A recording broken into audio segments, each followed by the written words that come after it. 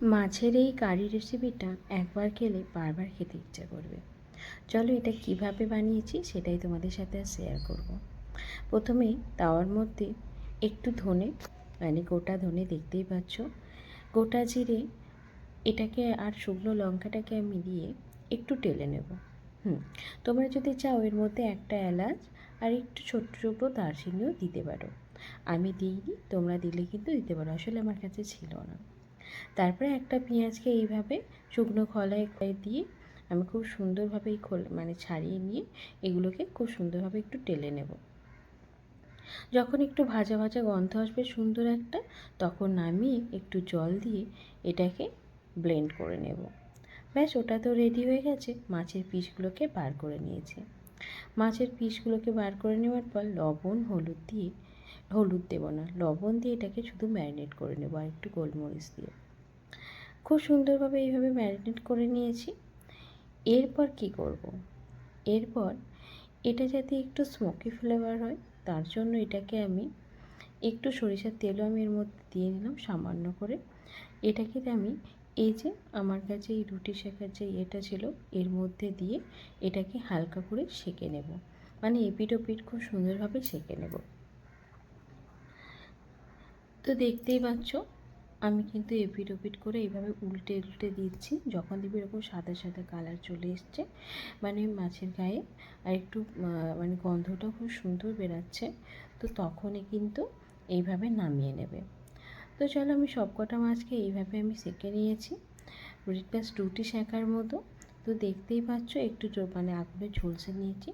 তারপরে এই প্যান বসিয়ে দিয়েছি, এতে বেশ খানিকটা সরিষার তেল দিয়ে দিলাম। সরিষার তেলটা যখন একটু গরম হয়ে এসছে, আমি রসুনগুলোকে 4-5টা রসুনের কোয়া থেঁতো করে নিয়েছিলাম।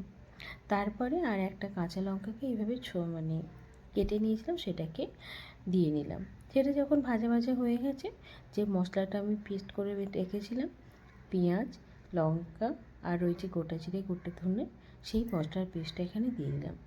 বেশ কিছুটা হলুদ গুঁড়ো এখানে ব্যবহার করেছি আর একটু জিরে গুঁড়ো কিন্তু আগেই দেওয়া আছে, জিরে গোটা তাই দেওয়া আছে, তাই দেওয়ার প্রয়োজন নেই। আমি এটা গরম মশলা দিয়েছিলাম, এই জিরে গুঁড়ো ভুল করে বললাম।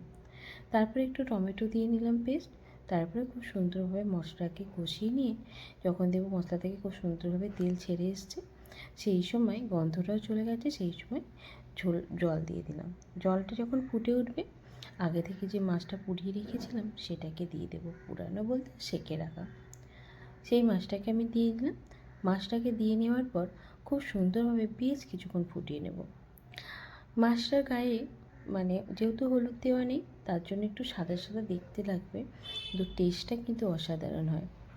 আমি প্রায় মাছটাকে প্রথমে হাই ফ্লেমে ঝোলটাকে ফুটিয়ে নিয়ে তারপরে মিডিয়াম ফ্লেমে এটাকে 7-8 মিনিট মতো খুব সুন্দরভাবে ফুটিয়ে নিয়েছি। ঝোলটা যখন এরকম গাঢ় হয়ে আসবে, লবণ ঝালটা চেক করে নেব, ওপর দিয়ে একটু সামান্য গরম মশলা গুঁড়ো দিয়ে নেব।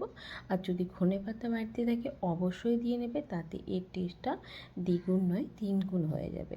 আমার কাছে ছিল না তাই আমি দিতে পারিনি, এর টেস্টটা কিন্তু অসাধারণ হয়।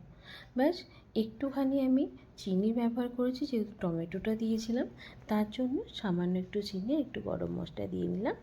দিয়ে এটাকে আমি গ্যাসের ফ্লেম বন্ধ করে ঢেকে দেব। ব্যাস, গ্যাসের ফ্লেম বন্ধ করে ঢেকে দেওয়ার পর এর কালারটা যেমন সুন্দর হবে, এর টেস্টটাও কিন্তু অসাধারণ হয়, দেখলেই বুঝতে পারবে। তো দেখো, আমি এবার এটাকে ঢেকে দেব। গ্যাসের ফ্লেম বন্ধ করে 5 মিনিট ঢেকে রেখেছিলাম। 5 মিনিট পর ফিরে এলাম। কালারটা দেখেই বুঝতে পারছো টেস্টটা কতটা সুন্দর হয়েছে। একবার বানিয়ে খাওয়ার অনুরোধ রইল প্রত্যেককে। আজকে এই পর্যন্ত। ধন্যবাদ সকল বন্ধুকে।